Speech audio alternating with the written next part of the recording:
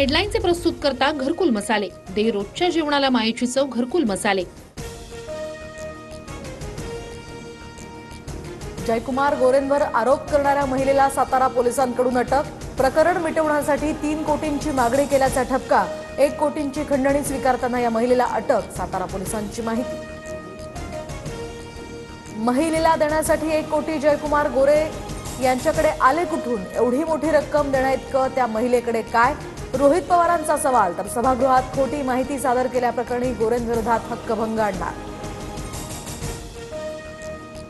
दिशा सालियनचे आईवडील दबावाखाली, तर मी महापौर असताना सालियन कुटुंबीय भेटायला आले। दिशानं आत्महत्या केली असून आमचा बदनामी थांबवा असं त्यांचं म्हणणं होतं। सालियन कुटुंबियांच्या याचिकेनंतर किशोरी पेडणेकरांचा दावा।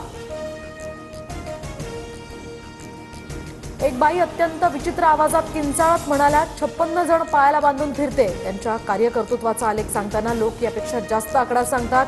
सुषमा अंधारेंचा ट्विट करत चित्रा वाघ यांच्यावर निशाणा। सुषमा अंधारेंचा काहीही संबंध नसताना त्यांनी यामध्ये उडी मारली। आम्हाला हलक्यात घेऊ नका, दगड मारला तर समोरून दगड येणारच, चित्रा वाघ यांचा पलटवार।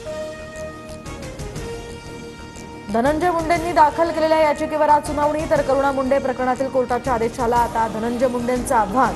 करुणा मुंडेंना 2 लाखांची पोटगी देण्याचे वांद्रे कोर्टाचे उद्या आदेश। शिवरायांबद्दल बरळणाऱ्या प्रशांत कोरटकरच्या अटकपूर्व जामिनावरील सुनावणी सोमवारपर्यंत तहकूब। कोरटकरच्या याचिकेची प्रत अद्याप मिळालेली नाही, सरकारी वकिलांची माहिती। कोल्हापूर पोलिसांकडून विदर्भात फरार कोरटकरचा शोध सुरू। परभणीमधील सोमनाथ सूर्यवंशींचा मृत्यू हा मारहाणीतच, न्यायदंडाधिकाऱ्यांच्या अहवालात पोलिसांवर ठपका। गोपनीय अहवाल राज्य मानवाधिकार आयोगासमोर सादर। तर सर्व पोलिसांना आता नोटीस बजावून उत्तर देण्याचे आदेश।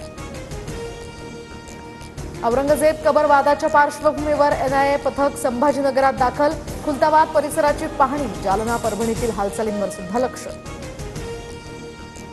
पत्र लिहिण्याची नाटकं कशाला करता? फडणवीसांनी कारसेवक सारखं आता थेट कुदळ फावडे घेऊन औरंगजेबाची कबर तोडायला गेलं पाहिजे, संजय राऊतांनी डिवचलं।